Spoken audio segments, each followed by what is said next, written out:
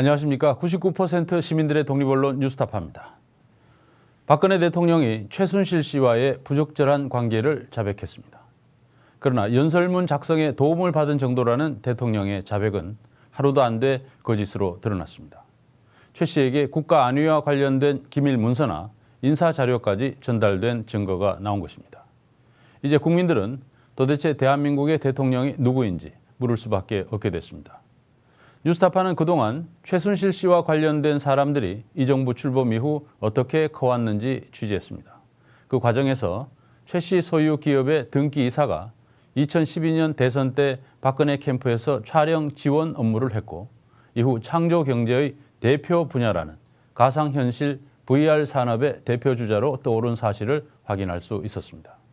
실제 내년 정부 예산안에는 VR 산업에 막대한 돈이 반영됐습니다. 강민수 기자가 취재했습니다. 지난 3월 열린 판교 스타트업 캠퍼스 개소식. 박근혜 정부의 핵심 아젠다인 창조경제 관련 행사여서 대통령도 참석했습니다. VR 즉 가상현실이 창업의 보고가 될 것이라며 VR 업체 대표와 함께 이를 체험하는 장면을 연출했습니다. 역사교육, 그 국사를 가상현실로 구현을 해서 학교 현장에서 그 시청각 교재를 활용하는 것을 생각을 하고 있습니다. 역사 시간이 제일 인기가 있겠습니다. 예. 가상현실 업체 대표 마효양 씨는 3개월 뒤 박 대통령 프랑스 국빈 방문 때도 동행했습니다. 프랑스 기업과 VR 공동개발 양해각서를 맺었다며 정부 보도자료에 등장하기도 합니다. 마씨 업체가 공개석상에서 대통령에게 가상현실 체험을 시연하는 등 VR 산업의 대표 주자로 떠오르면서 정부가 VR 산업 육성에 2020년까지 4천억 원을 투자하기로 한 것도 새삼 주목됩니다. 실제 내년도 문화체육관광부의 예산 계획에는 마 씨가 언급한 역사 VR 콘텐츠를 포함해 공공부문 VR 제작에 60억 원이 반영됐습니다. 마 씨 회사는 최순실 씨의 측근인 차은택 전 문화창조융합본부장이 기획한 문화창조 벤처단체에 입주해 있습니다. 임대료 전액을 정부가 지원하기 때문에 입주 당시 경쟁률이 13대 1에 달했습니다. 이 업체의 소개 자료엔 대통령 홍보관인 청와대 사랑채에 가상현실 프로젝트를 시공했다는 이력이 나옵니다. 회사 블로그에는 산업통상자원부, 여성가족부, 보건복지부 등과 파트너십을 맺었다고 소개되어 있습니다. 지난해 매출이 2억 원에 불과했던 이 업체가 이렇게 급부상한 배경은 뭘까? 그 실마리는 지난 2012년 대통령 선거로 거슬러 올라갑니다. 대선 당시 박근혜 캠프의 정치자금 수입 지출 보고서입니다. 촬영 지역 명목으로 마씨 회사에 1,500여만 원을 지출한 것으로 기재되어 있습니다. 이 업체가 박근혜 후보 선거 유세나 홍보 영상 촬영 업무 등을 일부 맡았던 것으로 보입니다. 대선 때 인연이 지금까지 연결된 겁니다. 취재진은 또 다른 연결고리를 확인했습니다. 바로 최순실 씨입니다. 서울 논현동의 카페 테스타로사. 최순실 씨가 이곳에서 측근과 대기업 관계자들을 불러 잦은 만남을 가졌던 것으로 알려져 있습니다. 최씨 관련 의혹이 터져 나온 직후 이 카페는 문을 닫았습니다. 저희는 사실 그거에 관계돼서 전혀 모르고요. 저희는 그냥 건물이 나와서 입주를 해서 새로 이제 리모델링을 한 거거든요. 저희는 여기 공사 시작한 게 9월 중순 이후예요. 이 카페 운영업체의 등기부 등본입니다. 마해왕, 바로 고든미디어 대표가 등기이사였습니다.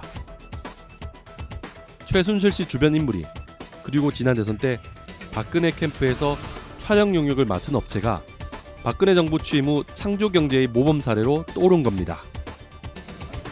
뉴스타파는 마 씨를 찾아가 최순실 씨와 박근혜 대통령과의 관계를 물었습니다. 제가요 지금 몇 년을 공을 들여서요 지금 저는 제가 지금 제일 잘할 수 있고 이 회사에서 제일 잘할 수 있는 일만 하는 사람이니까요. 정말 건들지 마세요. 저 지금 폭발 수준이니까요. 그리고 박근혜 대통령 캠프 시절에도 고등미디어가 촬영 지원으로 1,500만 원 받으셨던데 그때 어떤 일을 하신 거죠? 진짜 씨. 최순실 씨 카페와 연결된 업체가 현 정권 하에서 급부상한 경우는 또 있습니다. 이 카페 운영 실무를 본 사람은 엄모 씨. 그는 미르재단 사무부총장인 김성현 씨가 등기사로 있는 광고기획사인 플레이그라운드의 관리부 직원입니다.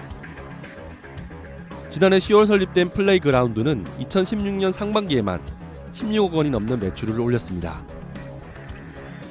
이 회사는 지난 5월 박 대통령의 아프리카 3국 순방 당시 사물놀이, 태권도 등 행사 연출을 따냈습니다.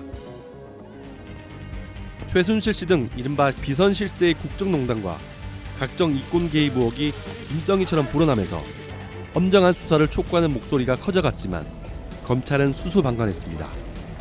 그리고 한 달 만에야 강제 수사에 착수했습니다. 그러나 관련자들 대부분은 이미 자취를 감췄고 사무실 서류 등도 치워진 상태입니다. 검찰이 증거인멸을 방조한 게 아니냐는 의혹까지 나오고 있습니다.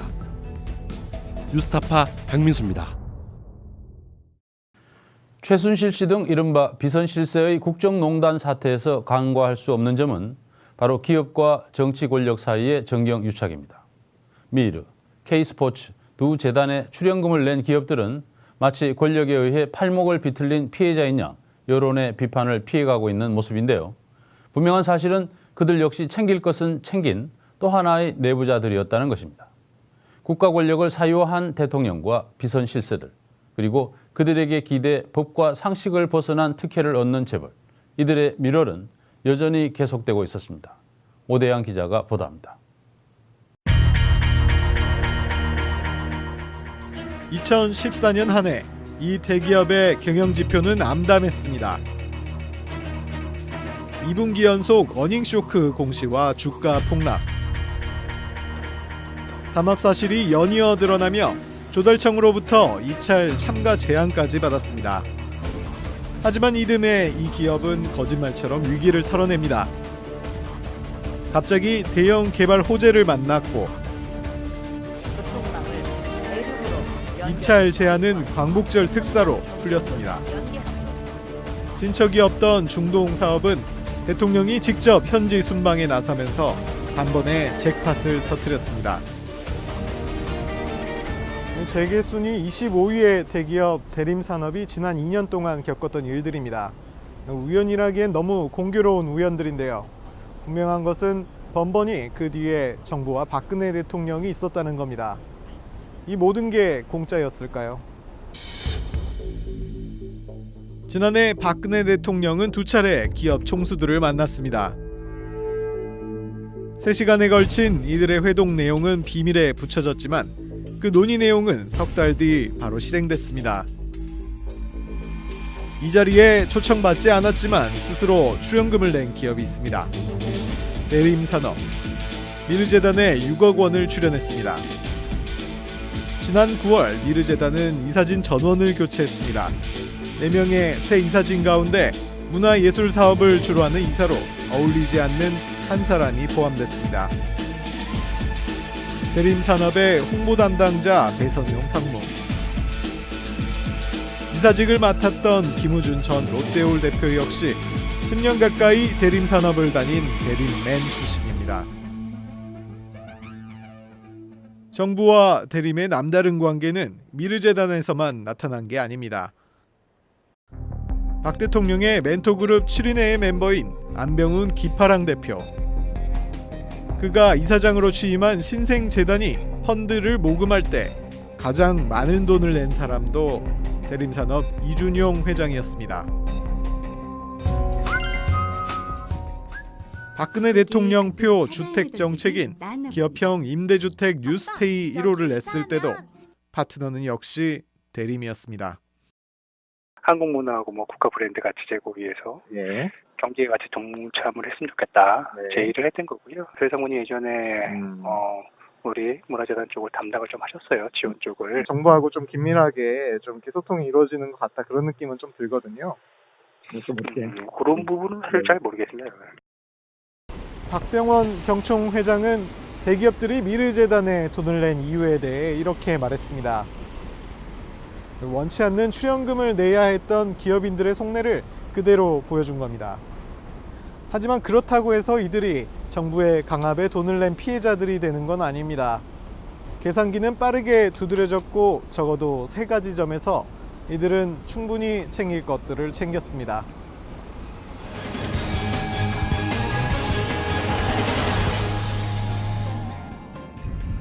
지난 5월 박근혜 대통령의 이란 국빈 방문은 전격적으로 발표됐습니다. 그리고 이란 순방의 수혜는 대부분 최순실 씨가 만든 두 재단과 거기에 출연금을 냈던 대기업에 돌아갔습니다. 1970년대부터 이란 시장 개척에 주력해온 대림산업은 대통령의 이란 방문을 계기로 활로를 찾았고 경제사절단으로 박 대통령과 동행한 다른 기업 총수들도 각각 관련 사업을 나눠 가졌습니다.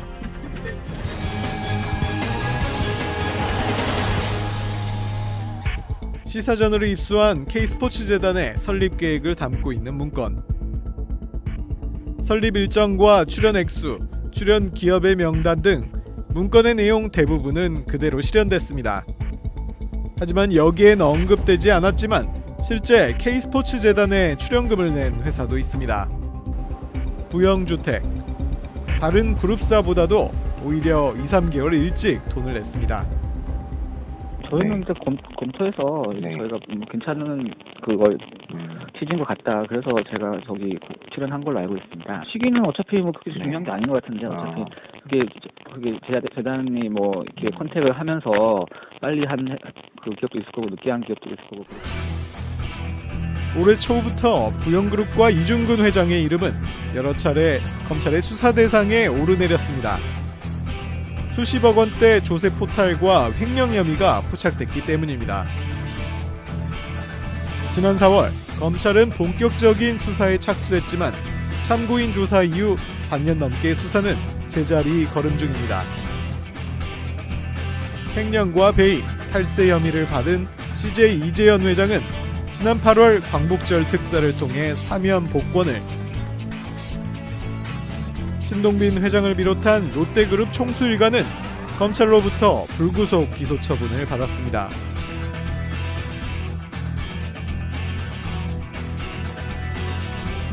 그룹 승계를 앞두고 있거나 이미 승계를 마친 총수 일가도 거액의 출연금을 마다하지 않았습니다. 이재용 삼성전자 부회장이 대표적입니다. 그룹 승계를 앞두고 있는 현대자동차, GS, 두산, 한화그룹 입장에서도 제대로 내야 할 세금에 비하면 미르재단 등에 낸 출연금은 푼돈에 불과합니다. 여전히 기업 경영자들이 이 정경유착에 기대서 기업 경영을 하겠다거나 아니면 그 틀에서 적어도 못 벗어난 모습을 보여주거든요. 아니 기업들이 정상적인 기업을 하고자 하면 정부의 입김 내지는 권력의 입김에 왜 그렇게 약해요? 시장 질서에 맞지 않는 뭔가의 비정상적인 그러한 거래 관계에서의 혜택을 기대하지 않는다면 기업들이 이렇게 팔을 비튼다고 할 이유가 없죠. 초유의 국정농단 사태로 기록될 최순실 게이트. 박근혜 대통령과 최순실 등 비선 실세의 국기문란뿐만 아니라 정경유착의 구태를 여실히 드러내고 있습니다. 뉴스타파 오대양입니다.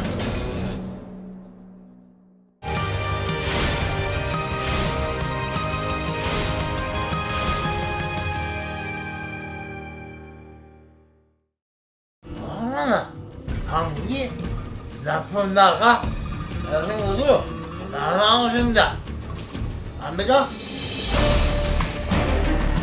정부가 하는 일이면 옳고 그름을 따지기 전에 뭐좀 방송하려서 수사는 뭐하냐는 것이 그것이 박정의 존재.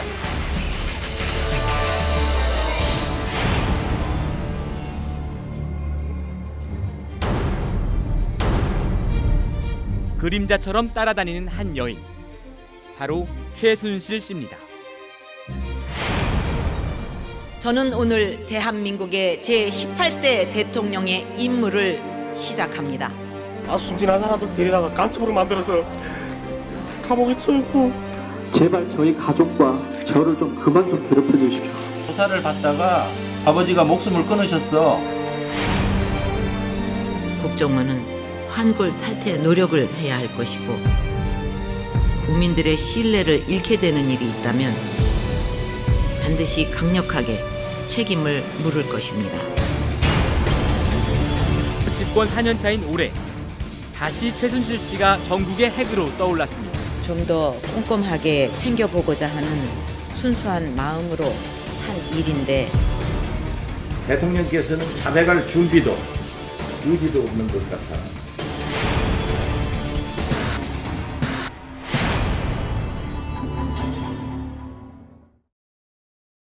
이른바 청와대 비선 실세로 지목된 최순실 씨가 대통령의 해외 순방 일정을 미리 받아 국정 전반을 논의하더라. 대통령 연설문이 사전에 청와대 내부에서도 공유되지 않는다는 점을 감안하면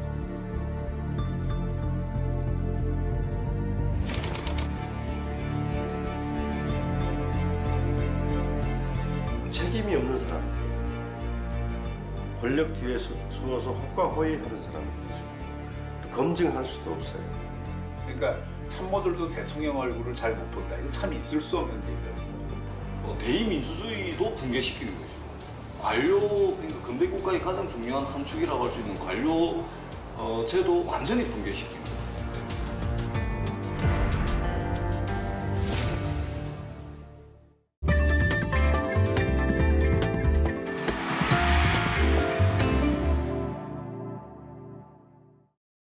지금 온 나라가 하야하라, 탄핵하라는 외침으로 가득합니다.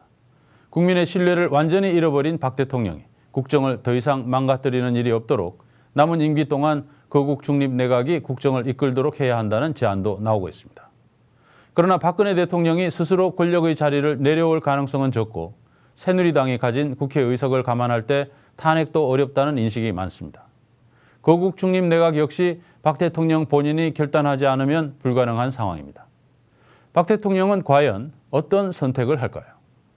지금 박 대통령 주변은 최순실 게이트의 공범으로 지목되는 우병우 민정수석과 안종범 정책수석, 그리고 문고리 3인방에 의해 장악되어 있습니다. 이들은 청와대 비서진이 총사퇴하자는 내부 의견에마저 반대했다고 합니다.